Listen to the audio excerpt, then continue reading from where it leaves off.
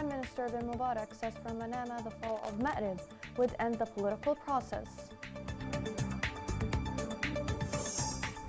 The United Nations Special Envoy Hans Grunberg is in Cairo to discuss Yemen crisis and push for political talks. The joint forces clash with Houthi rebels in Hodeidah and liberate new areas.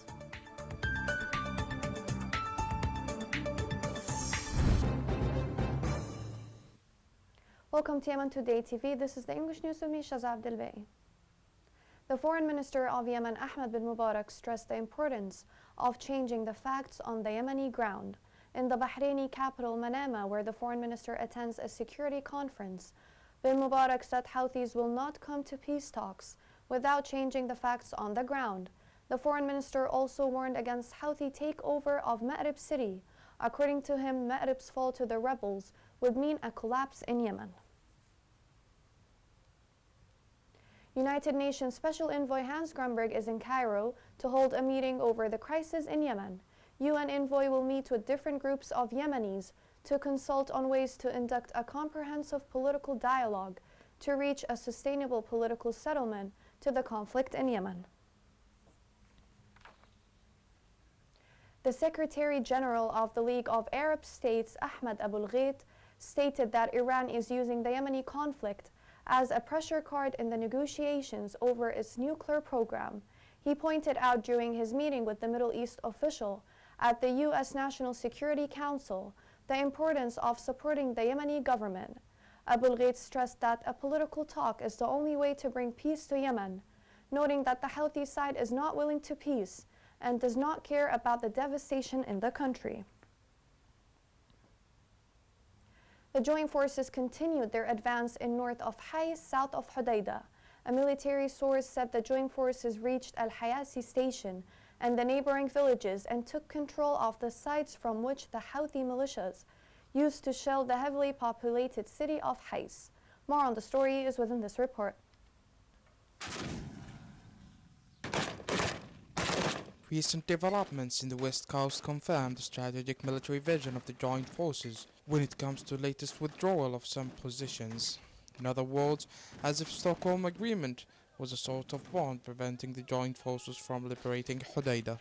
Units of the joint forces captured the first areas of Hodeidah's Jarrahi and Jabal Ras districts. This was hours after capturing a series of highlands in Maqbana west of Taiz. Ma'mun al-Mahjami, spokesman for the joint forces, said that units advanced from Hais's northern fronts, reaching the outskirts on the vicinity of Al-Jarrahi. According to a military statement, the joint forces took control of areas and mountain ranges adjacent to a number of districts in Taiz and Hodeidah, amid heavy losses in the ranks of Houthi militia.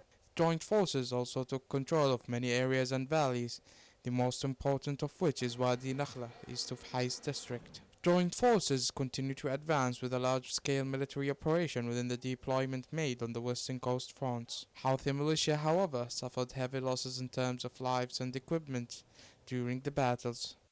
The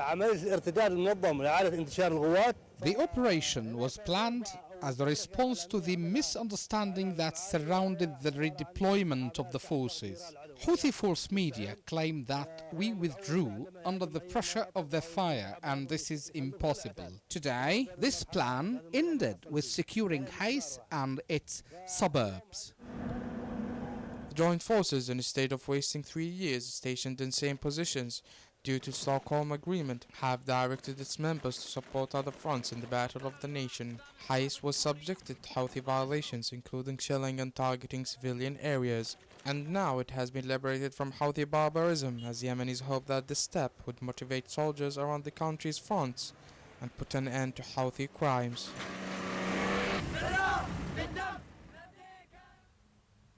People in liberated areas in Hais expressed their happiness after the joint forces freed them from the Houthi control. Life is back to normal in the village of Kunwa and the neighboring areas in Hais. Now, security is regained in the whole city. We thank the coalition and the joint forces for their support. We are here in this village. We thank God for that the legitimate government and the coalition have achieved. The whole area has been purified from Houthi pockets. Now, we have suffered 3 or 4 years of torture under the Irani-backed Houthi rule. We've experienced different kinds of fear because of Houthis, who used to storm our houses, threaten and kidnap us. Now we feel safe, surrounded by the joint forces. We thank the joint forces who've liberated some areas in Hay city and imposed security. We call on local people to collaborate with the joint forces to help maintain the security in the city. A human rights organization condemned Houthi militia's kidnapping, arrest, and killing of a number of citizens in the cities of Saleh, Durayhimi, Tuhaita, Manzar, and Hudaydah. The Tihami Organization for Human Rights strongly condemned the militia's killing last Thursday of 3 citizens in Al Durayhimi. The militia stormed their houses, took them, tortured them to death, and harmed their bodies. The organization called on the international community to force the Houthi militia to stop these crimes against civilians. In Ma'rib, dozens of members of the Houthi militia were killed and wounded by government forces west of Ma'rib. According to military sources, the artillery of the army targeted positions and movements of the Houthi militia on Al-Qassara and other fronts. More on the story is within this report. Military battles are raging on the southern fronts of Ma'rib, where the Houthi militia is trying to attack a number of areas, especially in the Dana front. The repeated Houthi attempts are being faced by the government forces, supported by the tribes, with a great resolution, as the forces thwarted all the Houthi attacks on the western gate and in the mountains overlooking crowded Dana.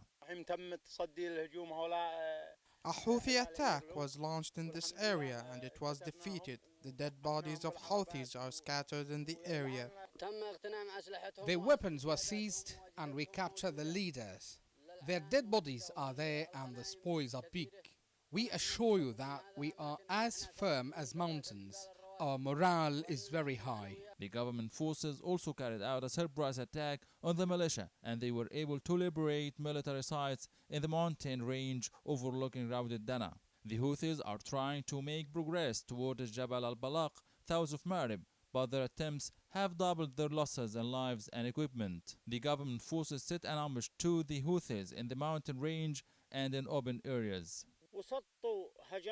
The armed forces broke Houthi waves of attack.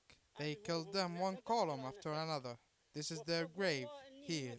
Houthi leaders forced their members to fight in southern Ma'rib after deceiving them by wrong sectarian ideas. After the military operation and the defeat of the Houthis on the Dana front, the militia left the bodies of their fighters lying without being able to recover them.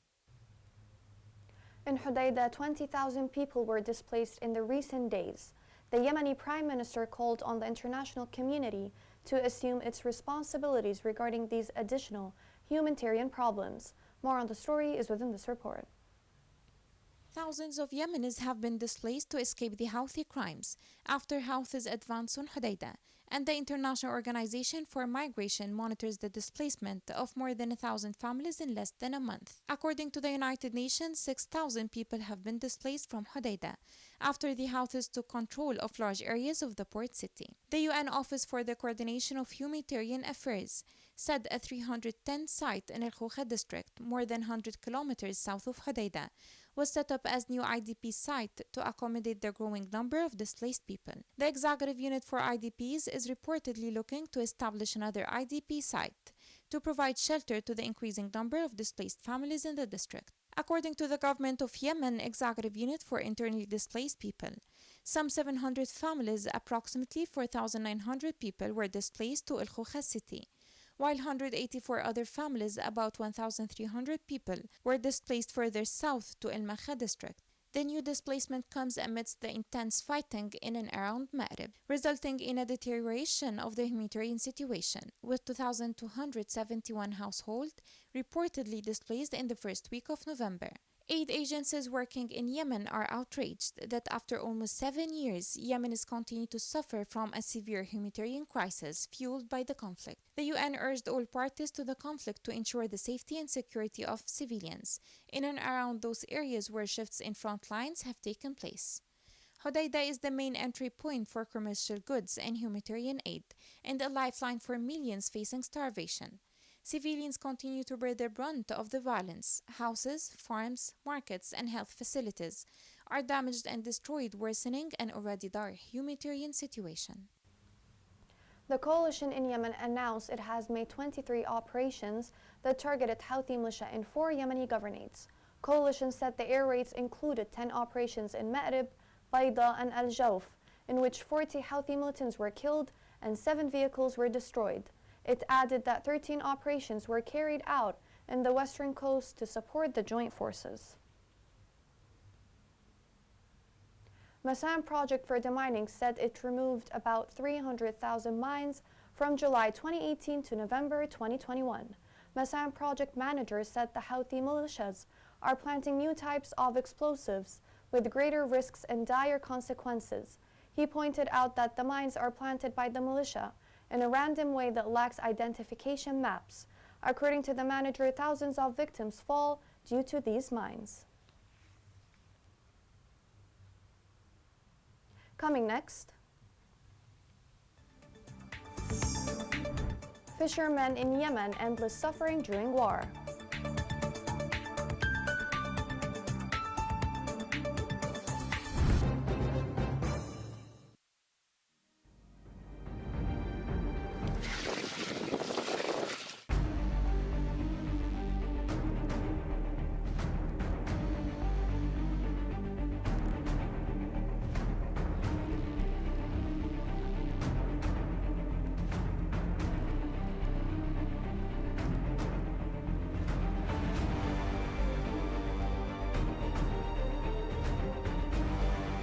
اضطرينا نحن نغادر من ذي وزحنا.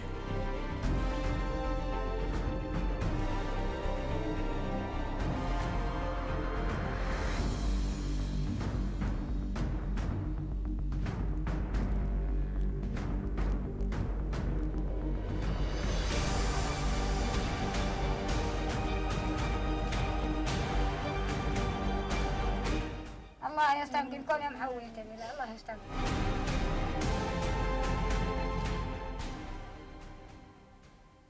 Welcome back. World Food Programme warned that the crisis in Yemen is devastating for millions of families. The United Nations organization added that the food prices and hunger continue to rise. The level of need is high, with families depending on food assistance to survive. According to a United Nations report, the war in Yemen has damaged and destroyed more than 2,500 schools and forced 2 million children to leave school. According to a recent report issued in this regard, the Houthi militia recruited more than 10,000 children since late 2014, while the Yemeni government confirms that the militias have recruited more than 30,000 children. The recruitment of children doubles the hardships in the future for Yemen. The children are sent to war zones instead of going to school. More on the story is within this report. Houthi militia has been committing unprecedented crimes and violations to human rights at all levels and in all forms. Since they gained control over the capital Sana'a, violations that affected and abused men, women, property, the environment, and children. Child abduction cases have increased recently in areas under Houthis' control. The Yemeni Coalition to Monitor Human Rights Violations has issued a report documenting 215 abductions and enforced disappearance cases of children during the reporting period. Parents accused the Houthis of abducting their children and forcing them to join fighting fronts without their parents' knowledge or consent. The Houthis are physically killing Yemeni children with weapons, but are also harming them mentally by raising an extremist generation on grudges and hatred. Children who live in government-controlled areas have their houses and schools targeted by missiles, mortars, rounds, and explosive-rich drones. Houthi militias are deliberately committing these atrocities against Yemeni children and civilians. Houthi aggression in targeting liberated cities and areas populated by displaced children and women with ballistic missiles and booby-trapped planes to the aggressive approach of the Houthi group in the absence of its logic of peace as demonstrated by these practices. Those who suffer in Yemen are the civilians more than the military, and this is against all humanitarian organizations and the laws recognized in the laws of the United Nations to protect civilians and children. Childhood in Yemen is being subjected to the worst violations by the Houthi militia, as those who do not die with their ballistic missiles will die from the mines that they randomly plant in roads and residential neighborhoods. Children who are in the Houthi militia's controlled areas are not spared from the terrorism of the fascist group, as it is establishing summer camps to attract children, train them and enroll them in its ranks, taking advantage of their poverty and ignorance, recruiting them and pushing them into the lines of fire, and returning to their families as dead bodies. Fishing in Yemen is being hit hard by the war consequences. More on the story is within this report. Fishing was once Yemen's second largest economic sector after oil, producing about 400,000 tons of seafood annually, according to government reports. However, after seizing power in Sana'a in September 2014, Houthi rebels extended its control over other northern areas in the country bordering the Red Sea. As a consequence, fishing, shipping lines, and commercial corridors in the Red Sea were severely destabilized. The Red Sea is of high importance to Yemenis due to its huge fish wealth, on which many Yemenis rely on as a major source for life and livelihoods of their families. Now work, income, food, and nutrition are under imminent threat and got impacted as large areas of Yemen's beaches and coasts have become a theater of military operations and restricted areas. Fishermen feel fear at sea because of the war, the battleships, and the mines. Many fishermen have been killed at sea and in the fish market. They cannot enter the sea and fish to make a living like they used to before the war. If they do, they risk being hit from land or air, or they risk detonating a mine in the sea. There are now restrictions on accessing certain fishing zones imposed by security forces and, in some cases, local authorities. To make matters worse, the price of fishing tools and fuel went up dramatically because of the conflict. One of the difficulties facing fishermen is the high price of fishing equipment such as engines and nets. Before, nets cost around 200,000 Yemeni riyals. Now they are as much as 500,000 or 600,000 Yemeni riyals. Engines have increased from 600,000 to 1,200,000 Yemeni riyals. Less than 1 in 5 fishermen continue to fish today, according to local activists, and they do so at their peril because the alternative is to starve. Many have lost their life, and some have been detained by Houthi rebels for continuing to fish. According to a Norwegian Council for Refugees, there have been at least 334 fishermen killed or injured since 2015, when the war began. The daily lives of the fishermen have become an unbearable hell. Most of the fishermen have become dependent on the aid of the organizations that barely cover their needs, barely provide a daily meal, and even that doesn't come on a regular basis. It's all just different ways of dying, and not being able to work and make a living, you just end up dying from hunger. And fishing is all these fishermen know and can do to survive. The National Committee Against Coronavirus announced 6 new cases of the COVID-19 in 4 governorates. Committee officials said on Twitter that 3 cases were recorded in Taz, 1 in Aden, 1 in Al Dala, and 1 in Ma'rib. Also, no deaths were recorded, plus 7 recovered cases. With the current updates, the total confirmed cases are 9,961, including 1,983 and 6,665 cases of recovery.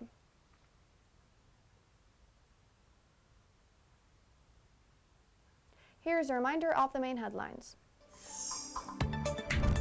Foreign Minister Ibn Mubarak says from Manama the fall of Ma'rib would end the political process.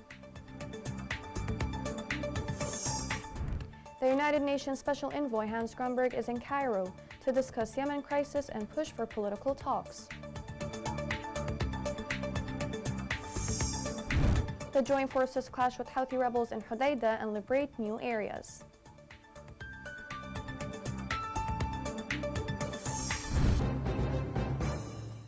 This is the end of the news. Thank you for watching.